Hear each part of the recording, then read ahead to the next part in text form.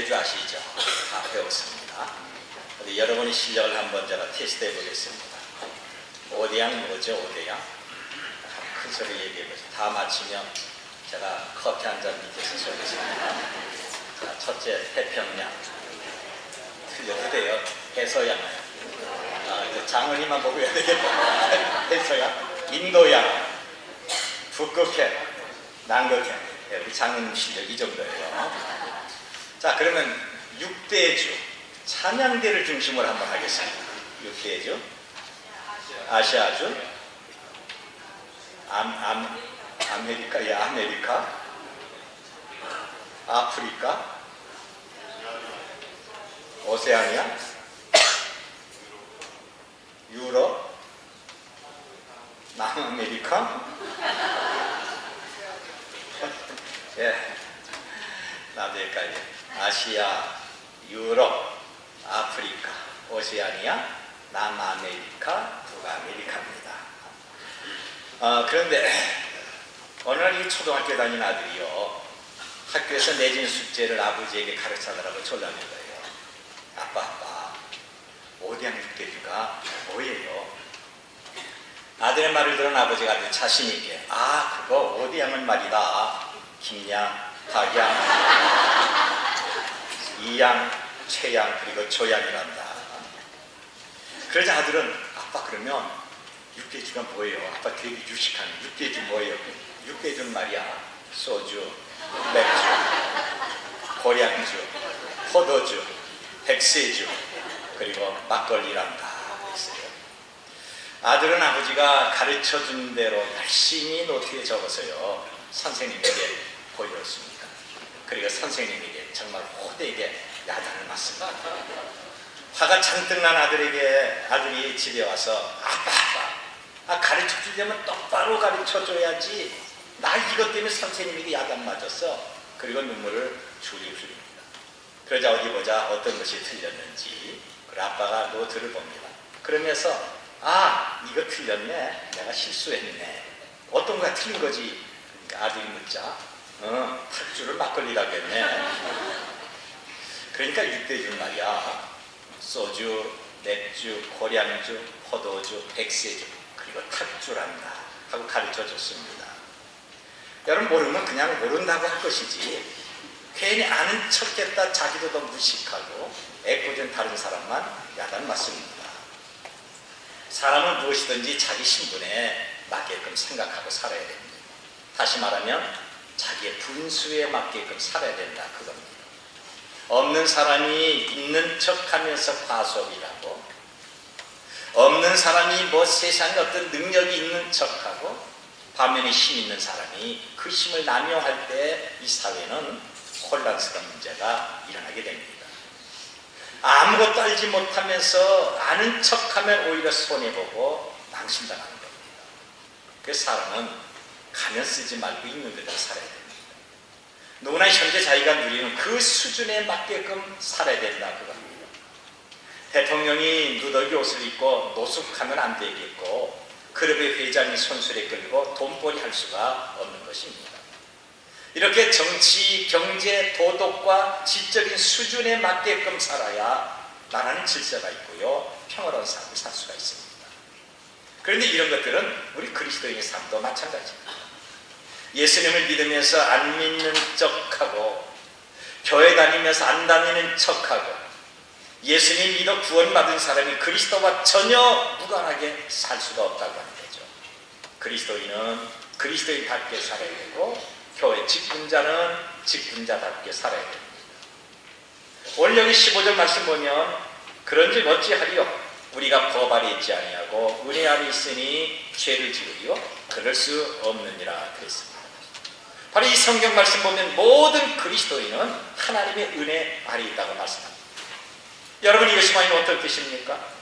하나님이 예수 그리스도를 십자가에 죽여서까지 우리에게 영원한 생명을 주셨고, 예수님을 믿고 회개하는 자마다 죄를 용서하셨고, 우리의 기도를 들으시며 지대한 관심을 갖고 계신다, 바로 그것입니다. 이런 것은 돈 주고 살 수가 없고 우리 노력으로도 할 수가 없는 엄청난 하나님의 은혜, 이런 은혜 지금까지 우리가 누리고 있는 겁니다. 얼마나 감사한 것입니까?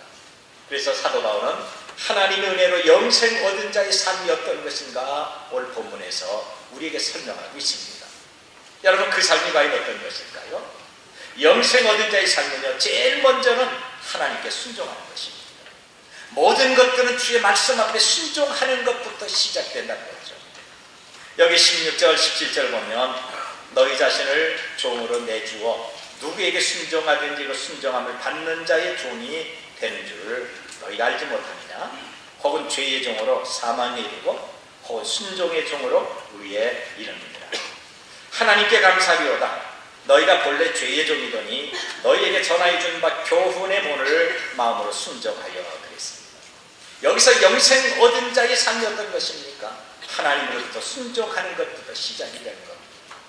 우리가 예수님 믿기 전에는 내 욕망대로 행하는 육신의 종이었고 죄의 종과 종이 돼서 세상 방법으로 세상을 따라 살았던 거죠. 그런데 우리가 예수님 믿은 후에 내 자신과 싸우는 겁니다.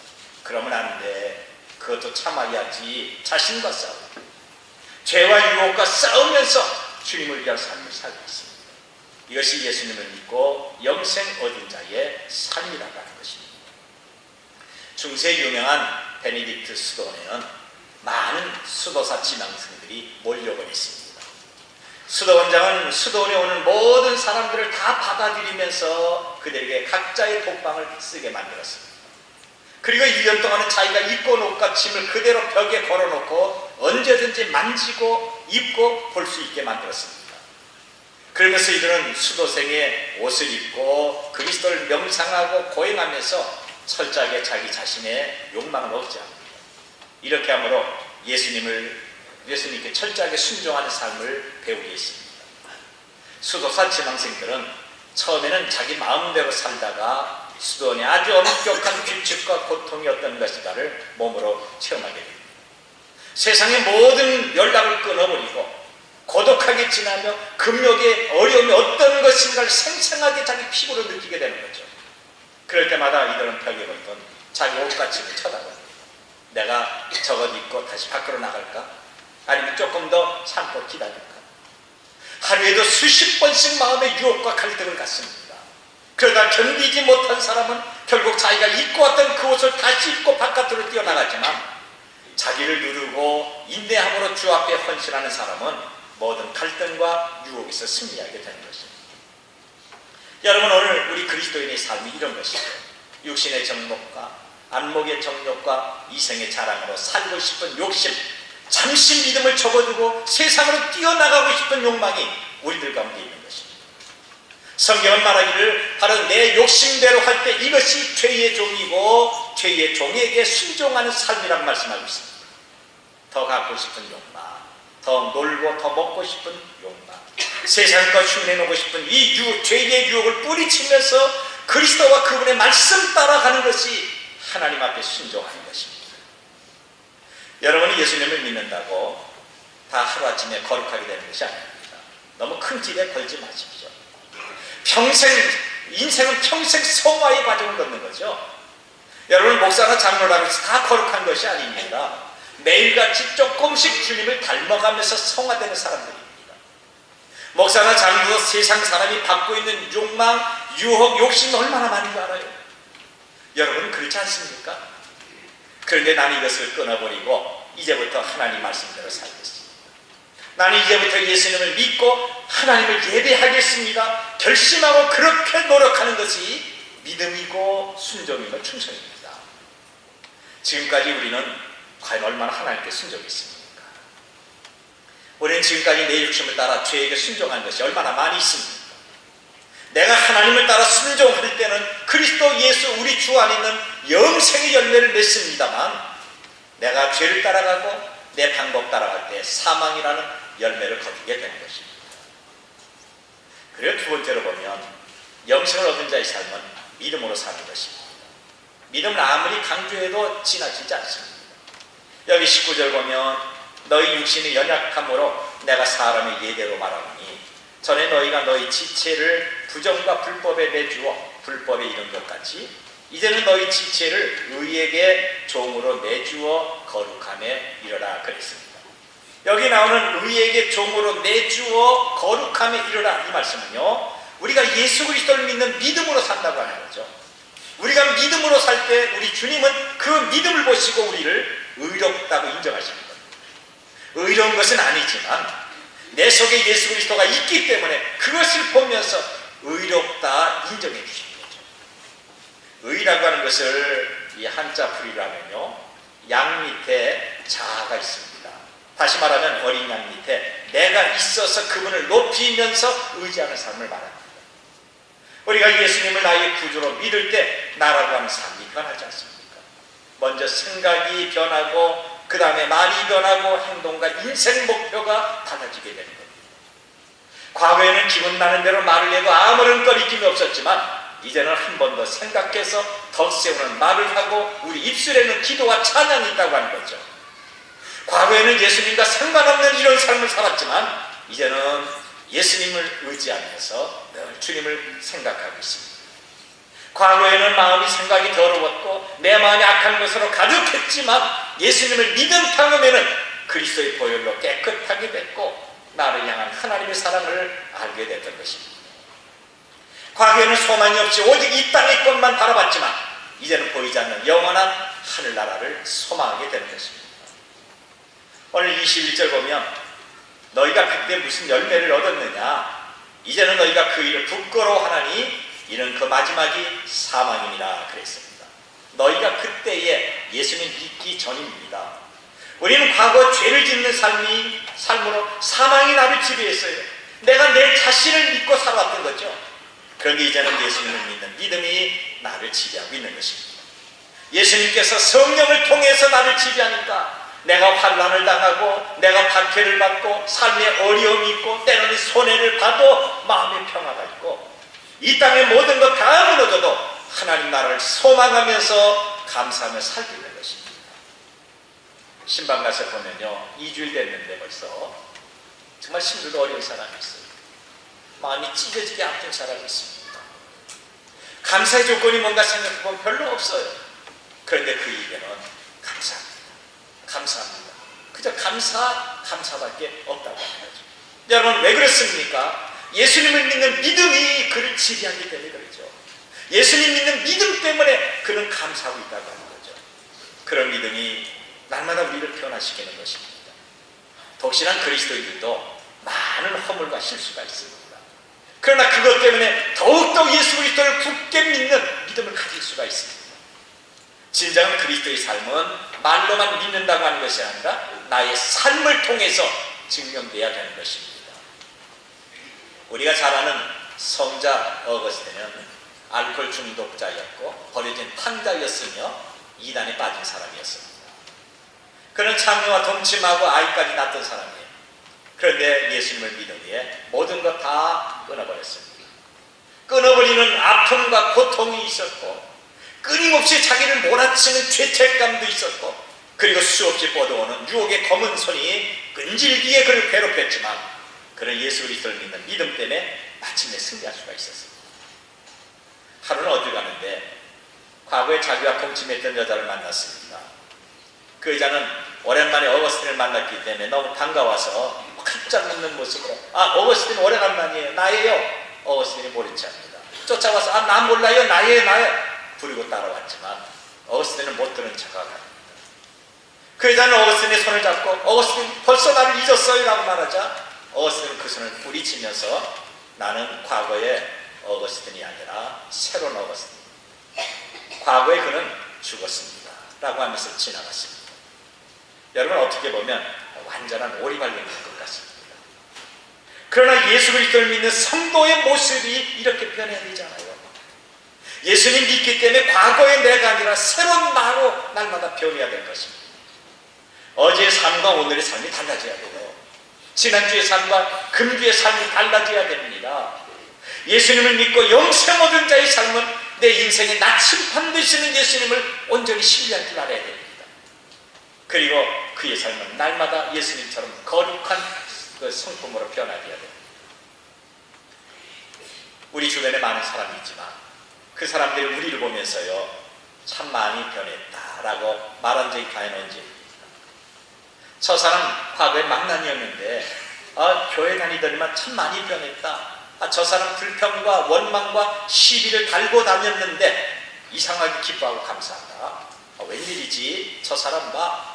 말이 변했어. 생각이 변하고 행동이 변했어. 참 이상하다. 우리도 저 사람이 믿는 예수님을 믿고 저 사람이 다니는 교회 좀 가자. 여러분 이런 말 좀 들어야 됩니다.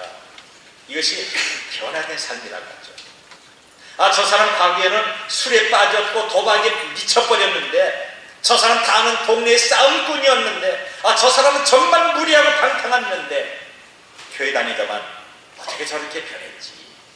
저 사람 변한 것 보니까 정말 예수님이 있나 봐. 여러분 이런 말을 들어야 되는 겁니다.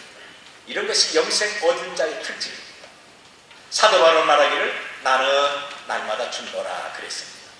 우리도 세상으로 향하는 육신의 삶이 죽어지고 날마다 주님을 닮아가는 새로운 삶이 저와 여러분의 삶이 되시길 바랍니다. 그리고 또 한 가지 영생 얻은 자의 삶은 죽을 때도 소망이 있는 것입니다. 하나님 앞에 순종하고 믿음으로 살다가 마지막 그 순간에도 하늘에 소망이 있는 것이죠. 22절 23절을 보면 그러나 이제는 너희가 죄로부터 해방되고 하나님께 종이 되어 거룩함이 이루는 열매를 얻었으니 그 마지막은 영생이라 죄의 삭은 사망이요 하나님은 우리 주 그리스도 예수 우리 주 안에 있는 영생이라 그랬습니다. 여기 나오는 영생은 문자 그대로 영원한 생명입니다. 요한복음 6장 47절에 내가 진실로 너희에게 이르노니 믿는 자는 영생을 가졌나니 그랬습니다. 영생을 가질 것이다가 아니고 영생 줄 것이다가 아니라 이미 영생 가졌어요. 우리 이 세상 떠나면 내가 눈 감는 순간 천국 가는 거죠. 예수님께서 우리에게 영원한 생명을 주셨습니다. 예수님께서 영생이라는 구원의 선물을 저와 여러분에게 주셨거든요. 성경을 보니까 하나님이 세상을 이처럼 사랑하사 독생자를 주셨으니 이는 그를 믿는 자마다 멸망하지 않고 영생을 얻게 하려 하심이라 그랬습니다. 로마서 5장 8절 보면 우리가 아직 죄인 됐을 때 그리스도께서 우리를 위하여 죽으심으로 하나님께서 우리에 대한 자기의 사랑을 확증하셨다고 말씀하고 있습니다. 여러분 영생 얻는 자의 삶이 어떤 것입니까? 죽을 때도 두렵지 않습니다. 죽는 것 그 자체로 소망이 있는 것입니다. 저는 제 집사람한테 그랬어요. 그리고 제가 신방 가서 어느 가정에 그 말 했습니다. 목사가 그렇게 천국 좋다, 천국이 정말 축복으로 가득 차다 설교하고 가르쳤는데 오래 살면 뭐하냐, 빨리 갔으면 좋겠다. 나 정말 천국 빨리 가고 싶어. 내가 몇 번 그랬어요. 제 집사람한테요. 여보 나 정말 천국 빨리 좀 가고 싶어. 빨리 가고 싶어. 거기 너무너무 좋은 것이야. 왜요? 확신이 있기 때문에 그런 거죠. 이 땅에서 예수 그리스도를 믿다가 내 심장이 멈추고 호흡이 끊어지고 눈이 감길 때요 하늘나라에서는 영원한 환영 파티가 벌어지게 되는 거죠. 불신자는 지옥을 피하려고 이를 갈고 발버둥 치지만 예수님을 믿는 사람은 살아주거나 하나님께 감사하면서 오히려 천국 가기를 원하고 있는 것입니다. 오늘 짧은 책을 제가 읽었는데요 매우 감명 깊습니다. 그래서 제가 여러분에게 소개시켜 드리려고 합니다. 노 부부가 살았는데 나이가 97세입니다. 제 어머님이 지금 96세인데요 97세라면 거동 제대로 하지 못합니다. 이 97세 된 동갑내기 노부부 자녀들이 다 죽고 아무도 없어요. 그래서 외롭게 동갑내기로 97세를 살아온 노부부에게 아내가 인정하는 그 순간입니다. 이 97세 된 남편이 아내의 죽음을 물끄러미 보고 있는 거예요. 아내가 힘없이 남편을 바라보면서 말합니다. 여보, 어두운 밤이 오나요? 이런 아내를 보면서 그래요 여보, 밤이 오는 거요. 그러자 아내는 여보, 우리 애들 다 들어갔지요. 남편이 그런 아내를 보면서 여보 염려하지 마요. 애들은 한 명도 빠짐없이 다 들어갔어요. 아내는 숨을 헐떡거리면서 남편의 손을 잡고 여보, 나도 이제 들어갈 거예요. 당신도 꼭 오는 거죠. 정말 오는 거죠. 그러자 남편은 아내의 손에 힘을 주면서 그렇소, 나도 하나님 은혜로 조금 있다 갈 거예요. 아무 염려하지 말고 당신 먼저 가시고. 이 말을 들은 아내가 하나님 감사합니다. 그러면 하나님은 당신과 나, 우리 아이들 다 저 천국으로 인도하는군요. 천국으로. 하나님 정말 감사합니다. 그 말하면서 숨을 거뒀습니다. 여러분, 이것이 그리스도의 삶입니다. 나는 세상 떠날 때요, 정말 시편 23편을 암송하면서 세상 떠나고 싶어요. 여호와는 나의 목자시니 내게 부족함이 없으리로다. 그러면서 마지막 절, 영원한 천국에서 하나님 나라에서 영원히 살리로다 하는 순간에 난 눈 딱 떠서 천국 가고 싶어요. 예수님을 부인하며 하나님이 없다고, 그리고 기독교를 철저하게 박해했던 무신론자 볼테르라고 하는 사람이 있습니다. 그 어느 날 병에 걸렸어요. 자기를 치료하는 의사에게 애걸하기를, 여보시오 의사 선생님, 내 생명을 제발 6개월만 더 연장시켜준다면 내 재산의 절반을 당신에게 주겠소. 그러자 의사는 묻습니다. 이것 봐요. 6개월은 고사하고 6주도 못 살 것입니다. 볼테르의 최후 순간은 나는 하나님께 버림을 받았다. 이제 나는 지옥에 간다. 그러면서 그는 죽었습니다. 그런데 반대로 종교개혁자 칼빈은 말하기를, 주님의 손으로 저를 묻어주시는군요. 이것이 하나님의 섭리이기 때문에 나는 더없이 만족합니다. 하나님께 영광입니다. 라고 하면서 세상을 떠나게 됩니다. 여러분, 죽음이 아직도 두렵습니다. 내가 죽음을 회피하고 싶고 좀 더 살고 싶고 죽음이 불안하고 초조하고 이것은 아직도 천국이 어떤 것인지 알지 못해서 그런 것입니다. 그리스도인들은 이 땅에서 눈 감는 순간에 하늘나라에서 눈 뜨는 거예요. 내가 죄 많은 이 땅에 눈을 감는 순간 신령한 하늘 세계가 우리에게 보이게 된다고 하는 거죠. 우리보다 앞선 믿음의 선대를 보고 거룩한 하나님의 영광과 주님이 친히 만드셨던 천국의 영광스러움이 우리들 앞을 기다리고 있다고 하는 거죠. 그래서 이 그리스도인의 죽음이라는 것은 외풍이 막 강하게 들어오고 비가 줄줄 새는 판잣집을 헐어버리고요, 최고급 맨션을 짓는 것과 비슷한 것입니다. 우리 그리스도인은 죽음을 두려워하면 안 됩니다. 죽음 그 자체가 영광입니다. 성실하게 예수님을 믿고 바르게 살다가 우리가 영원한 하늘나라에 들어가는 것이 우리의 소망이 되어야 될 것입니다. 우리가 예수님을 믿고 그분을 위해 살다가 이 세상 떠나는 날 하나님 보좌 앞에서 우리를 기다리시는 예수님을 보게 될 것입니다. 그때 우리가 성경으로만 봤고 설교로만 들었던 아브라함이나 모세나 다윗을 볼 것입니다. 사도 바울을 보고 베드로도 볼 것입니다. 그때 우리 가운데 베드로 보면서 어떻게 3번씩이나 부인했냐 물어볼 사람이 있을지도 모르겠습니다. 앞서 갔던 손양은 목사님이나 주기철 목사님의 손을 잡고요, 천군 천사에게 둘러싸여서 기쁘게 찬양하게 될 것입니다. 저와 여러분이 영원한 천국으로 옮겨지는 순간 영광의 면류관 쓰고 의의 옷을 입고 해와 같이 빛나는 삶으로 변하게 되는 것입니다. 믿으시길 바랍니다. 언제 어떤 일이 있어도 죽음이나 인생의 고난, 어려움을 두려워하지 마십시다. 우리에게는 영원한 천국이 있습니다. 저와 여러분과 우리 자녀들이 예수 그리스도를 믿음으로 이 땅에서 주님과 동행하면서 천국을 소망하다가 마침내 신령하고 영원한 천국의 축복을 다 누리시기를 바랍니다. 여러분, 영생 얻은 자의 삶이 어떤 것입니까? 이 땅에는 아직도 예수님을 알지 못하는 많은 사람이 있습니다. 우리는 그들과 같은 시대에서 같은 장소에서 어깨를 맞대고 살고 있습니다. 그런데 우리는 그들과 무언가 좀 달라져야 되지 않습니까? 지금까지는 내 방법과 내 의지대로 살아왔지만 이제는 하나님과 그분의 말씀에 순종하며 살도록 하십시다. 헛된 세상의 욕망을 다 끊어버리고 성령 따라 믿음으로 살도록 하십시다. 그 믿음은 우리를 변화시키는 거죠. 우리가 날마다 예수님을 닮아가며 죽을 때에도 소망이 있는 겁니다. 소망 없는 자처럼 탄식하고 두려워하거나 울지 마십시다. 영원한 천국이 우리에게 있습니다. 이제부터 예수 그리스도를 힘입어 영생에 합당한 열매를 맺으며 사는 우리 모두가 되시기를 바랍니다.